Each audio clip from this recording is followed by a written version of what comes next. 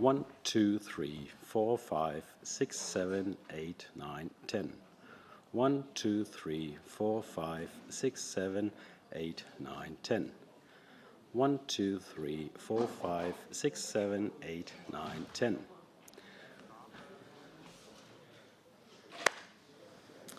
Okay, that looks funny, but it's an audio-video line synchronization test to make sure that the audio and the video synced via satellite is connected. 1, 2, 3, 4, 5, 6, 7, 8, 9, 10. 1, 2, 3, 4, 5, 6, 7, 8, 9, 10.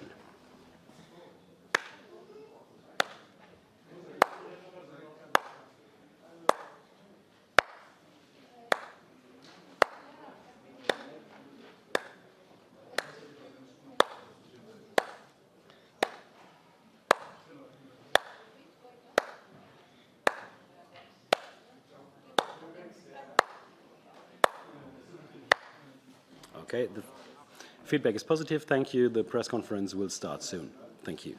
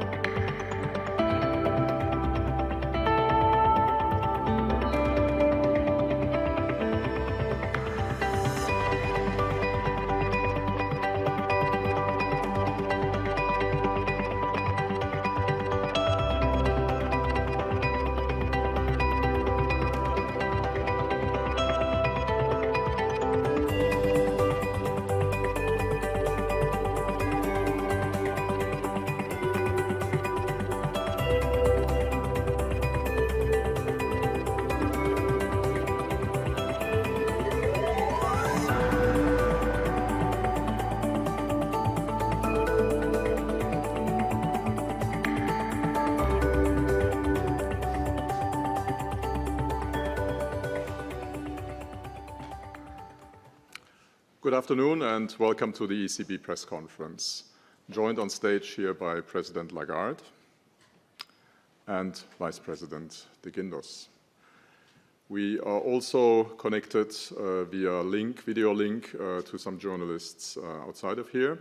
So if you turn on your cameras and your microphones when you speak, please do so when you take the floor.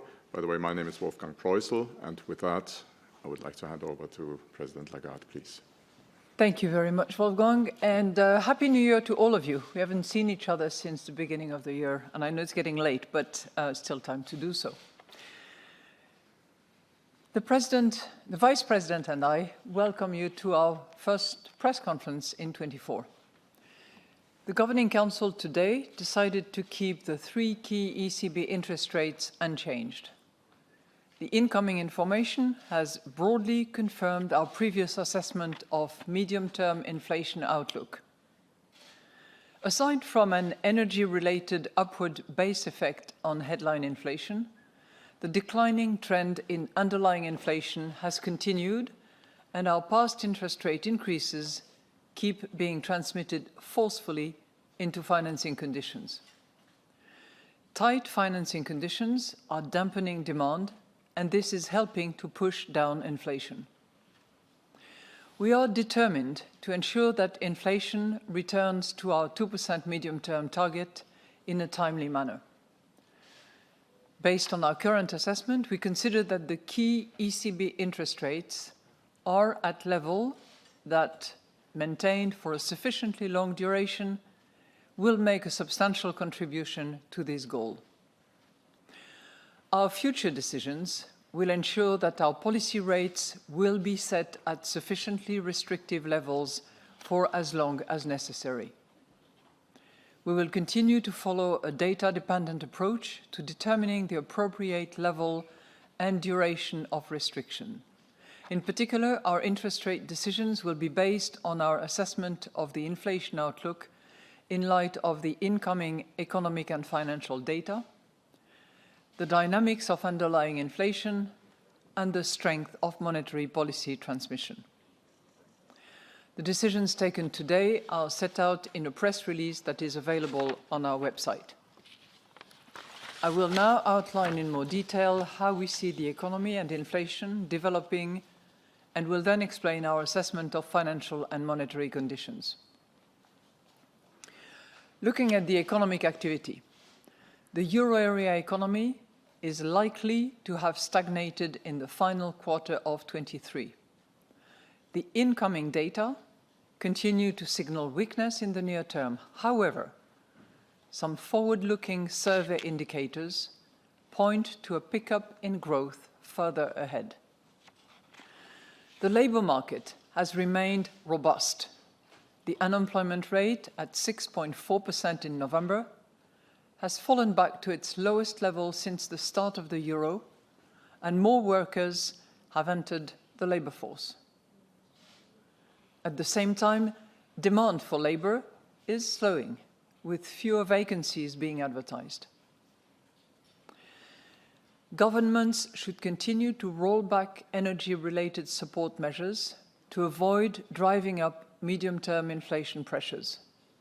Fiscal and structural policies should be designed to make our economy more productive and competitive, as well as to gradually bring down high public debt ratios.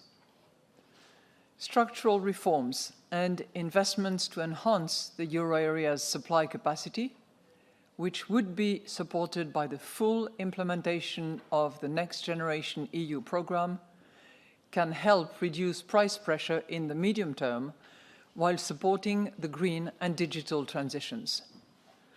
Following the recent ECOFIN Council agreement on the reform of the EU's economic governance framework, the legislative process should be concluded swiftly so that the new rules can be implemented without delay. Moreover, it is imperative that progress towards capital markets union and the completion of banking union be accelerated. Turning now to inflation. Inflation rose to 2.9% in December as some of the past fiscal measures to cushion the impact of high energy prices dropped out of the annual inflation rate, although the rebound was weaker than expected. Aside from this base effect, the overall trend of declining inflation continued. Food price inflation dropped to 6.1% in December. Inflation, excluding energy and food, also declined again to 3.4% due to a fall in goods inflation to 2.5%. Services inflation was stable at 4%. Inflation is expected to ease further over the course of this year as the effects of past energy shocks, supply bottlenecks, and the post-pandemic reopening of the economy fade, and tighter monetary policy continues to weigh on demand. Almost all measures of underlying inflation declined further in December. The elevated rate of wage increases and falling labor productivity are keeping domestic price pressures high, although these too have started to ease. At the same time, lower unit profits have started to moderate the inflationary effect of rising unit labor costs. Measures of shorter-term inflation expectations have come down markedly, while those of longer-term inflation expectations mostly stand around 2%. Looking now at the risk assessment. The risks to economic growth remain tilted to the downside. Growth could be lower if the effects of monetary policy turn out stronger than expected. A weaker world economy or a further slowdown in global trade would also weigh on euro area growth. Russia's unjustified war against Ukraine and the tragic conflict in the Middle East are key sources of geopolitical risks. This may result in firms and households becoming less confident about the future and global trade being disrupted. Growth could be higher if rising real incomes mean spending increases by more than anticipated, or if the world economy grows more strongly than expected. Upside risks to inflation include the heightened geopolitical tensions, especially in the Middle East, which could push energy prices and freight costs higher in the near term and hamper global trade. Inflation could also turn out higher than anticipated if wages increase by more than expected or profit margins prove more resilient. By contrast, inflation may surprise on the downside if monetary policy dampens demand by more than expected, or if the economic environment in the rest of the world worsens unexpectedly. Moreover, inflation could decline more quickly in the near term if energy prices evolve in line with the recent downward shift in market expectations of the future path for oil and gas prices. Looking at financial and monetary conditions now. Market interest rates have moved broadly sideways since our last meeting. Our restrictive monetary policy continues to transmit strongly into broader financing conditions. Lending rates on business loans declined slightly to 5.2% in November, while mortgage rates increased further to 4%.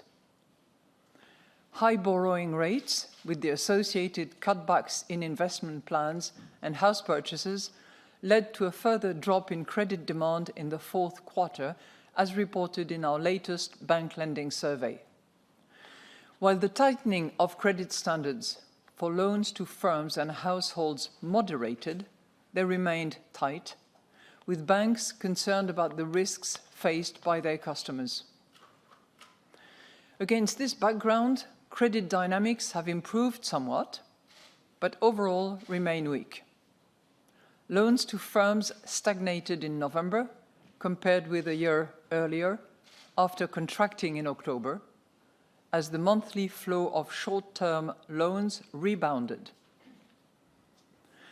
Loans to households grew at a subdued annual rate of 0.5%. So to conclude, the Governing Council today decided to keep the three key ECB interest rates unchanged. We are determined to ensure that inflation returns to our 2% medium-term target in a timely manner. Based on our current assessment, we consider that the key ECB interest rates are at levels that, maintained for a sufficiently long duration, will make a substantial contribution to this goal. Our future decisions will ensure that our policy rates will be set at sufficiently restrictive levels for as long as necessary. We will continue to follow a data-dependent approach to determining the appropriate level and duration of restrictions. In any case, we stand ready to adjust all of our instruments within our mandate to ensure that inflation returns to our medium-term target and to preserve the smooth functioning of monetary policy transmission. We're now ready to take your questions. Thank you, President Lagarde. And the first question goes to Mark Schreurs of Bloomberg. Mark, please. Yes, thanks a lot for taking my questions. The first one is on interest rates. Last week in Davos, you said that you consider it likely that interest rates will be cut in summer, after some of your colleagues already had given similar guidance. Did you discuss the possible timing of an interest rate cut at today's meeting, also in light of the weak economic data we got from Germany this morning? And if not, if you didn't discuss it, would you stand by your remark from Davos? Is it likely that we will get a cut in summer? And does that mean that, at least from your point of view, March and April are off the table?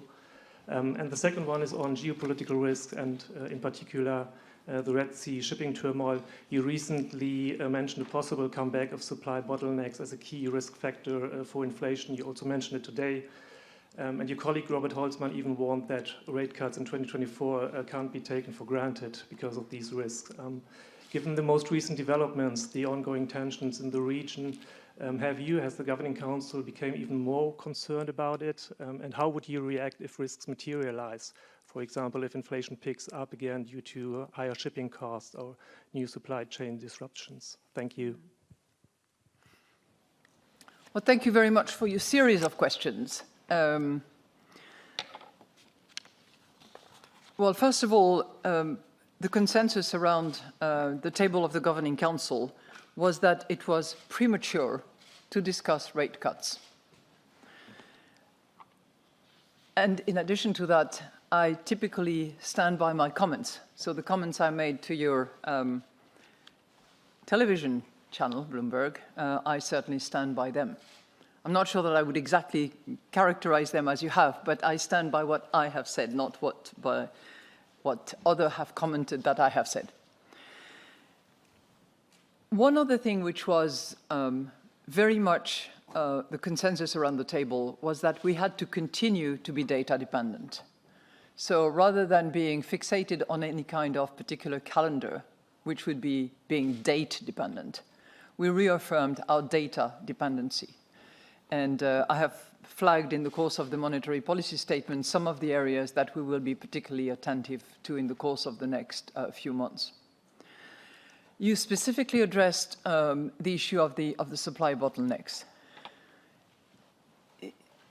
I would be maybe a bit cautious about the use of supply bottlenecks because it was very much associated with the consequences of COVID and the multifaceted bottlenecks that we observed, both in shipping, in port handling, in dispatching of containers, which was really a very sizable disruption in the whole logistic chain. But we are observing very carefully because we are seeing what you are all observing, which is that shipping costs are increasing, delivery delays are increasing, and while we all know that there is more shipping capacity than there was in 2020 and 2021, we also know that costs and fees are increasing. Now, it does not, I think most observers agree to say that it has a moderate impact, The percentage of the water shipping freight is a little north of 1.5% of total cost transported. But we are being very careful and look attentively to the developments, and it's pretty clear, and I think whether you look at the IMF, the OECD, or other commentators, if the conflict in that region was to develop further, clearly that would be an additional risk, whether it's a question of the disruption of shipping that we alluded to, or the price of energy and commodities at large. Thank you. Thank you. And the next question goes to Annette Weisbach of CNBC. Annette, please. Thank you very much. President Lagarde, I have a question on, because you're always referring to wage data. So there's loads of wage data around. So what are you actually really looking at? And is there a cutoff point in the coming year? Because clearly we can look at wage data throughout the year. And then I would like to again bring you back to that before summer decision thing. June is a good timing, isn't it? Because you have a new round of staff projections. So in case inflation outlook would materialize to be lower than which we have it now, would that mean, would give you more ground to actually cut rates? Thank you. Well, thank you very much. So thank you for your question on wage, because as you have noted, it is an item that we're going to look at and that we have looked at very carefully, as we are also looking very carefully at profit unit and the link between labor unit and profit unit, which was one of the key assumptions we had under our baseline. I remind you that the baseline we had was that wage increases would gradually, over the course of time, be absorbed by a slight reduction, gradual reduction of profit unit, and that's exactly what we are seeing. It's often said that wage indicators are backward-looking. And yes, there is a whole battery of backward-looking indicator. For instance, the latest, I think it's the per compensation employee data that is available, dates back to October. So what we have in addition to that is indices that we have built over the course of time, one of which is actually originating from Ireland. So our chief economist, Philip Lane, was at the origin of that one, which is the wage tracker, which receives almost live any change to negotiated agreements in particular. And we receive that on a constant basis. The other indicator, which also is important, not so much in relation to wages, but in relation to the tightness of the labor market, is Indeed, which gathers all the vacancies advertised, particularly on internet. And that informs about the tension of the labor market, and of course is telling us a little bit where we are heading in terms of that tightness, which itself result in a position of strength in the negotiation for one party or the other. And we are seeing those indicators at high level. What we are also seeing on the wage tracker is stabilization, which explains the comments included in the monetary policy statement. And Indeed, we are seeing also a slight reduction of the volume of vacancies that are advertised. Now, we take all this data, at face value, and we try to constantly corroborate them. We do that with the national central banks, observers and economists, to make sure that we really canvass the 20 member states as accurately as possible. But it's not elusive, because really we're trying to pin it down, but it requires that we look at it from multiple angles to make sure that we are as accurate and as up-to-date as we can. Being forward-looking is not an easy one for wages, but just to give you an idea, I think it's 40% of the employees covered by our wage tracker, which have had their employment contract terminated in December, not terminated, but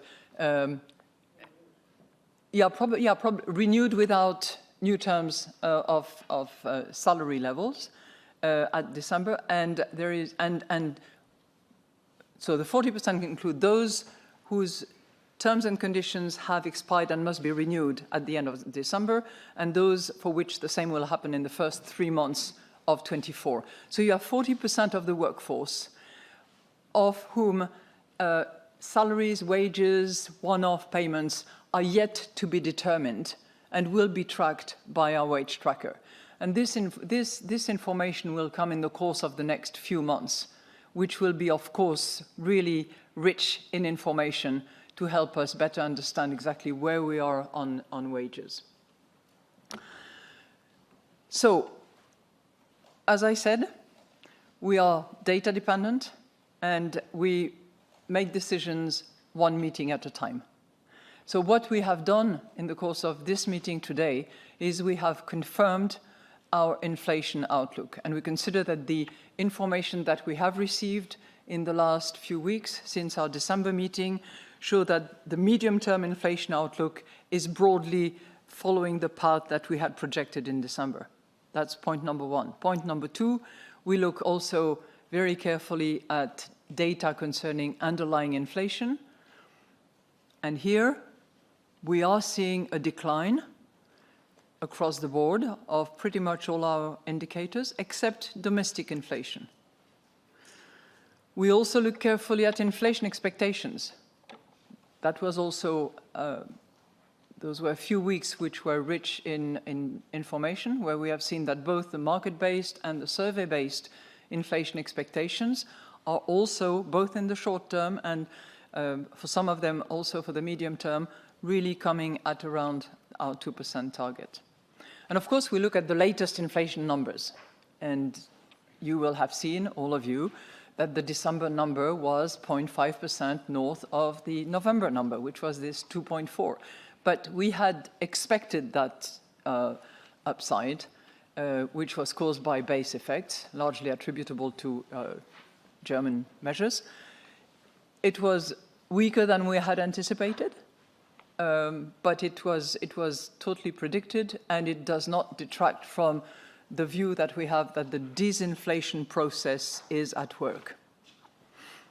And of course we look, sorry, I should have mentioned that because I mentioned the inflation outlook, the underlying inflation. Of course we look very carefully at the strength of monetary policy transmission, and here again we had some good data and information, notably from the bank lending survey.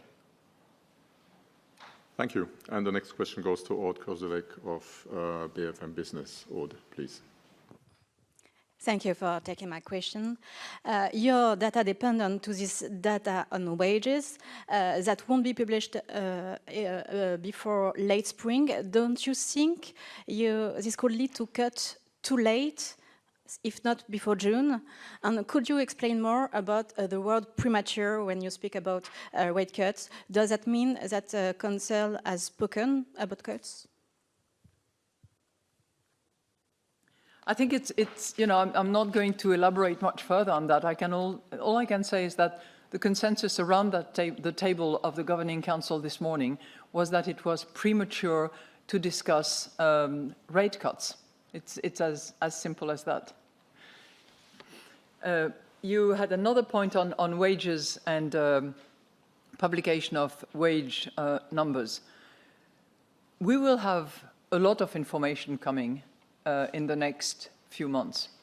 So we will have our projections in March. That's a big set of information that will clearly inform on the inflation outlook and which lead us to, assess whether we are on path. We will receive 2 inflation monthly data for January and February before our March meeting.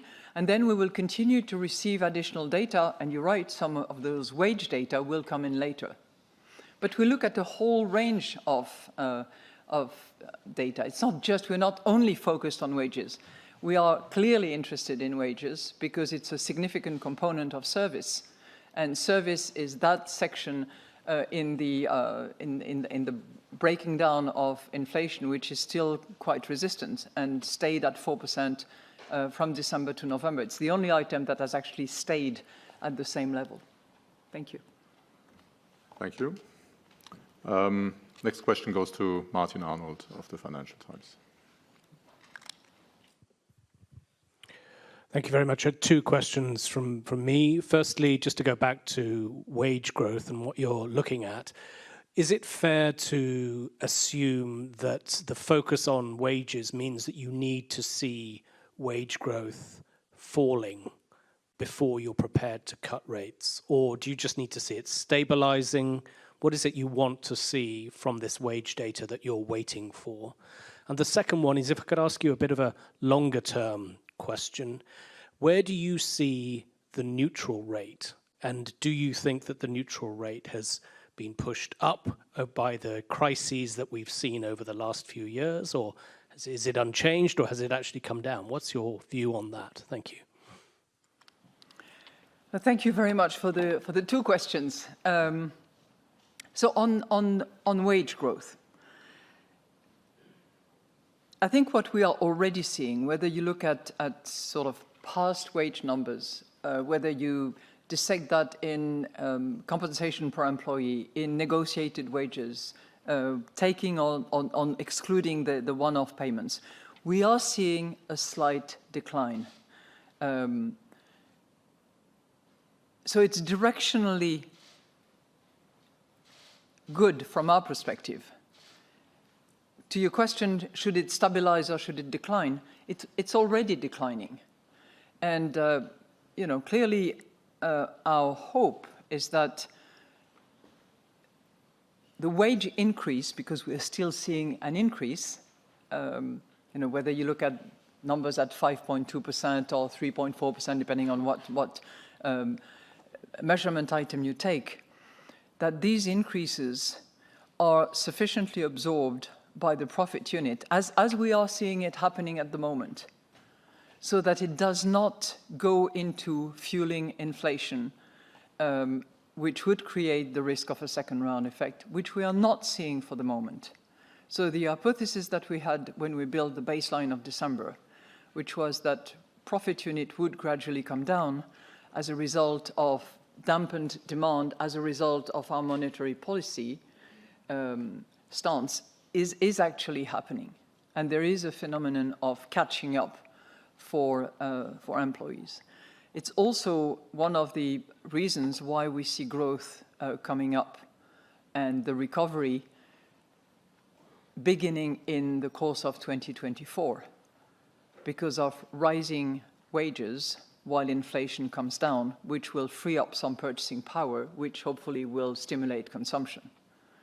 Now, on your second question, I'm not going to answer your question, Martin, because the real answer is that I'm not so sure, and it's the honest answer to you. I could play a game of telling you that maybe it's a little higher, but we're not going to know until we get to that point of the neutral interest rate. And as policymakers, I think it's our responsibility not to predicate, not to anticipate, but to make the right policy decisions in due course to make sure that we reach our medium-term target of 2%. Thank you. And the next question goes to Silvia Berzoni of Class CNBC TV channel in Italy. Silvia, please. Good afternoon, President. Good afternoon, Vice President. So the first question, given that markets' expectations are still optimistic, of course the ECB is data dependent, but would you say that the case for a rate cut in April is unlikely? And the second question is referred to growth again. You said that there are more downside risks, and if it's true that the path of disinflation is following your December projections, is it true also for growth? Thank you very much.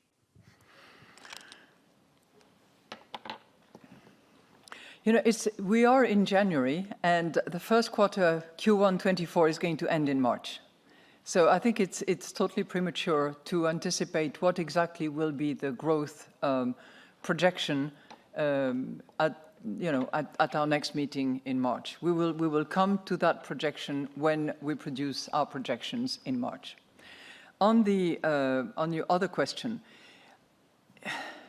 I think in terms of an overall evaluation of our policy trajectory, which many of you are after, we need to be further along in the disinflation process. before we can be sufficiently confident that inflation will actually hit the target in a timely manner and at a sustainable, in a sustainable way at target. So it's a disinflation process in which we are. It is working, but we need to be more advanced and we need to be further along in that process to be confident that inflation will be at target, sustainably so. And I'm giving you a little indication about what I call the trajectory, but it's not forward guidance, it's trying to give you the mechanics that we will apply in our considerations when we look at data in the next few weeks. Thank you, Madame Lagarde. So we'll give the next question to Francesco Canepa of Reuters. Francesco, please. Good afternoon, everyone. My first question is about why did you take out a reference to sustained under domestic price pressures from the opening statement and also a reference to unit labor costs? And the second question is about a survey the staff union published earlier this week, which showed that some staff are unhappy with you as a leader. So what do you plan to do to win them back? Thank you. On the issue of omission here or there, I think you should not be overly focused on what is deleted, what stays in. There are some segments in the monetary policy statements that we are very keen to keep because they indicate the principle on which we lay our monetary policy stance and that are the backbone of our discussions, okay? But a word here or a word there, I would not give it too much of weight as such. We are trying, you may have noticed that, we are trying to be a little more simple in our expression, to use fewer words, to be more normal in a way, and that sometimes implies that we change, sentence, the order of a paragraph versus another one. So don't give too much. Don't pay too much attention to the deletion of one word or the other. On the other hand, when you see sentences or block of key points that are repeated on a regular basis, that means something. Okay? So, at the ECB, we have many surveys, and we actually conduct surveys in a very technically proof way that we can trust. And in the surveys that the ECB conducts, we typically ask staff whether they are happy to work at the ECB. Those surveys are responded to at a rate of about 60%, north of 60%. To that question, are you happy to work at the ECB? The overwhelming majority, namely 80%, say, yes, I'm happy to work at the ECB. The second question that we ask also is, would you recommend to a friend to work at the ECB? The answer is overwhelming majority, again, north of 75%. And a question that is often asked as well is, do you feel a mission associated to your work? More than 90% of staff says yes. Now, we ask lots of other questions about satisfaction, dissatisfaction, compensation, dignity at work, and all the rest of it. And we pay great attention to these technically sound responses, and we act upon them. And we will continue to do so. Now, what keeps me going is those answers. And I'm extremely proud of the staff of the ECB. And I'm very proud and honored to lead the institution, because we are driven by a mission, delivering price stability, but serving the Europeans. And we will continue doing that. That's my response to your question. Those are the surveys that I'm particularly attentive to and keen to constantly improve. Thank you. Thank you, Madame Lagarde. And the next question goes to Stefan Reckius of Handelsblatt. Stefan, please. Thank you for the floor. I have two questions here. I'm here. Two questions, if I may. The first one is on the divergence of inflation rates. Now, it's been there for a while, but now in some countries, inflation rates have fallen well below 2%, while other member states have way to go with regard to inflation rates to bring it down to 2%. So how big of a burden is that in terms of transmission of monetary policy, as well as regarding discussions in the Governing Council on the timing of rate cuts? And my second question is on spreads. Spreads of sovereign bonds have narrowed in recent times. Is that good news? Are you pleased to see that? Or are you worried that markets have gotten ahead of themselves in that regard as well, assuming lower rates going forward? Thank you. Well, thank you for your question. You know, it's inherent to the euro area that we have heterogeneity, that we have divergences, and it does not escape any topic or any field that there is heterogeneity and differences and divergences. It's the case for inflation, clearly. It is the case for the type of lending terms that are offered to Europeans, whether you have a loan in Portugal or Spain, or whether you have a loan in France. When you're a household, you're going to have different terms applying to you. And that's what we have inherited from the euro area. It's what it is. And I can assure you that around the table, all governors come both in their respective capacity, having in mind their country, but also having in mind the whole euro area and determining the policy for the whole euro area. So we look at that carefully, but there is lots of explanations as to why, for instance, inflation was much higher in the Baltic states than it was in France, for example. But we obviously have to decide for the whole of the euro area, and the governors are riveted to that as an area of competence as far as they're concerned. Spreads is one indication of transmission, and of course we look at those carefully, but I'm not going to pass any other judgment in that respect. Thank you. Thank you very much. And the next question goes to Andres Stumpf of Expansion. Andres, please. Good afternoon, Madame Lagarde. Can you give us any updates on the state of the monetary framework revision, and how will this be on the future? How important will it be on the future decisions that the ECB will have to make along the year? And a second question, if I may.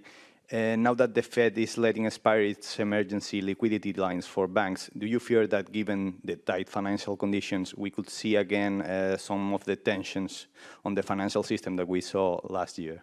Thank you.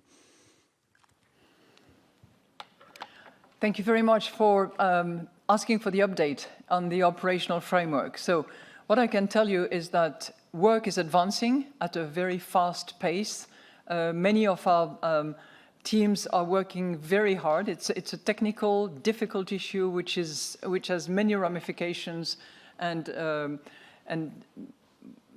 of course where there are different options.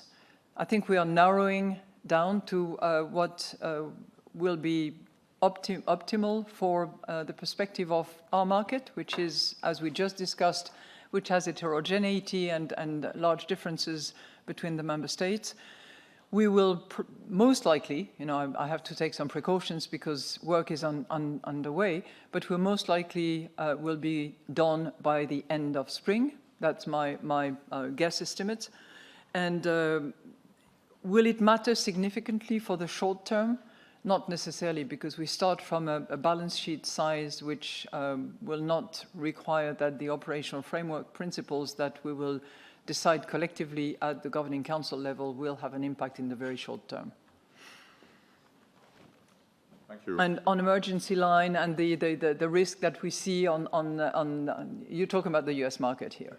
I wouldn't want to pass judgment, number one, and I have full trust in my colleagues at the Fed and at the SEC and otherwise to actually supervise very carefully what is going on at the regional banks levels. But I don't, you know, I'm not passing judgment on that. Thank you, Madame Lagarde. And the next question goes to Carlo Boffa of Politico. Carlo, please. Thank you very much for taking my question. The first question I want to ask that given the latest PMI and the tensions in the Red Sea, where do you think that growth stood in the fourth quarter of 2023? Do you still stand by your forecast that you made in December that the Eurozone will avoid the recession? And the second question is again about the staff survey mentioned before. There was some direct criticism at you. And I wanted to ask, do you think it's fair? And how do you plan to address this criticism in the next years that you still be ECB president? Thank you. Thank you for your question. I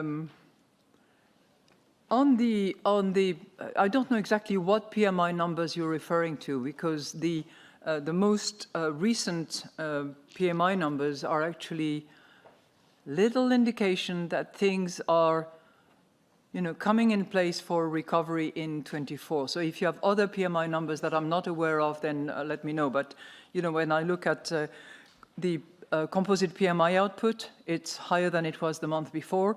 If I look at PMI future output, it's north of 50. So maybe you have better information. Politico is usually very, very insightful in all sorts of things. But, for us, these PMI numbers are, small signal that having stabilized or stabilizing, we have the conditions for recovery that are coming into place. I'm not suggesting that it's going to pick up radically, but it's coming into place from what we see. I think I said at the opening of the monetary policy statement, I just want to make sure that anyway, you will find it, but I'm not going to waste everybody's time with that. But we recognize the weakness of growth, and that weakness obviously applies to Q4. Now, there are multiple ways to define what is a recession. The technical terminology of 2 quarters in a row that are negative is one way to look at it. I remember discussing that with my colleague and friend Janet Yellen, where the US had 2 quarters in a row that were negative. And when I said, well, Janet, you must be in a recession, and she said, what? With those employment numbers? Forget it. We are not in recession. So I think, we have to be attentive to all sorts of data, signal, and understanding of the economy. On your second question, look, as far as I'm concerned, I am irrelevant. As long as I deliver on leading this institution of talented people, not just economists, talented people who are driven to do their job and to deliver. The rest, me as a person, irrelevant. Thank you. And the last question goes to a participant via the video link. So Federico Fobini from Corriere della Sera. Federico, please, over to you. So it's on screen now. You are still muted, Federico.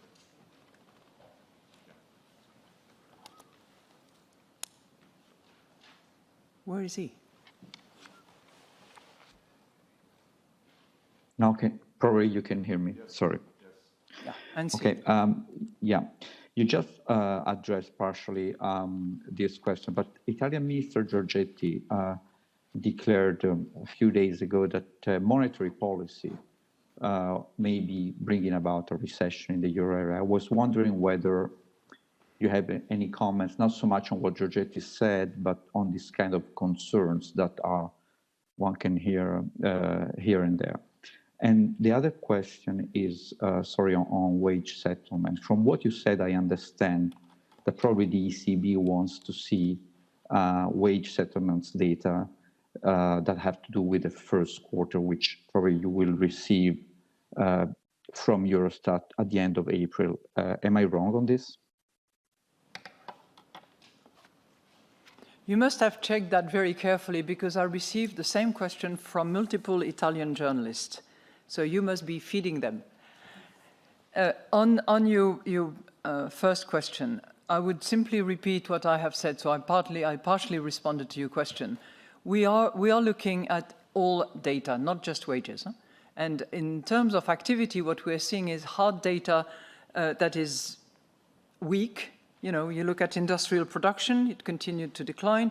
You look at retail sales, it remained weak. It didn't decline further, but it remained weak. If we try to look at PMI numbers in particular, as I just said, we are seeing some encouraging numbers, whether it indicates stabilization or slight uptick. This is, you know, it's very early sign. People can challenge PMI numbers, and they do.